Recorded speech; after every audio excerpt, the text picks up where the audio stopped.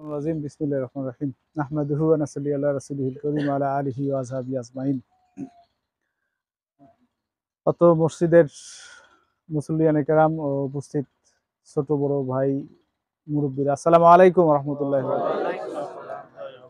কেমন আছেন আপনারা?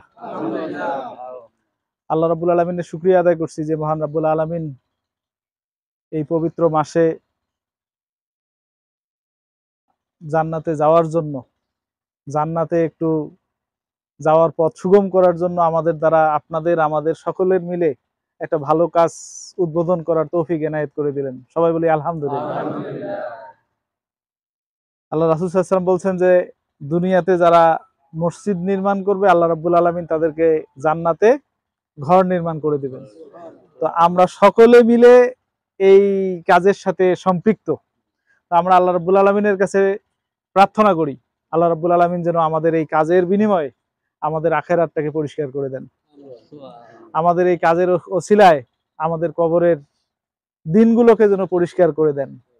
এই কাজের ওসিলায় আমাদের কবরগুলোকে যেন শান্তিময় করে কোরআনের ভিত্তিতে বাংলাদেশে একটা ন্যায় ইনসাফ ভিত্তিক সমাজ গঠন করে তৈরি হোক, যে সমাজে ছোট বড় উঁচু নিচু কেউ পার্থক্য থাকবে না। আপনারা দেখেন আমাদের মসজিদের প্রথম কাতারে যদি কোনো ফকির এসে দাঁড়ায় তাকে কি আমরা পিছনে ফেলাই দেই? না।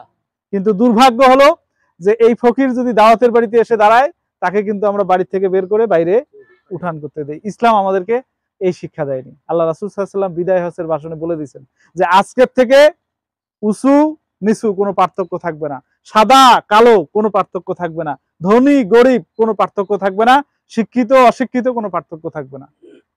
পার্থক্য থাকবে শুধু এক জায়গায়, আল্লাহ রাব্বুল আলামিনের কাছে আমরা কে কতটুকু গ্রহণযোগ্য হিসাবে আল্লাহর কাছে শামিল হতে পারি। পার্থক্যটা ওই জায়গায় থাকতে হবে।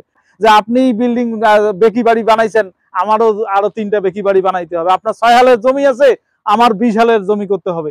এই পার্থক্য দুনিয়াতে করা যাবে না। সম্মানিত হাজিরিন, আমরা আমাদের আলটিমেটটা কিন্তু 3.5 হাত। সবাইকে চলে যেতে হবে। আমরা এখানে যারা আছি, মুরব্বী যারা আছেন, তারা তাদের আহালদেরকে কোরআনের পথে নিয়ে আসেন, আহালদেরকে নামাজি বানান, আহালদেরকে সদগায়ে জারিয়া সন্তান বানান। এটা না বানাইতে পারলে আপনি দুনিয়ায় ইঞ্জিনিয়ার বানান, দুনিয়ায় ম্যাজিস্ট্রেট বানান, কোনো কিছু লাভ হবে না। আপনি আপনার সন্তান ম্যাজিস্ট্রেট, আপনার সন্তান প্রধান বিচারপতি, কিন্তু আপনি মারা গেছেন, রব্বির হামহুমা কামা রাব্বায়ানি সগীরা বলতে পারবে না। আপনার টোটালটাই ব্যর্থ।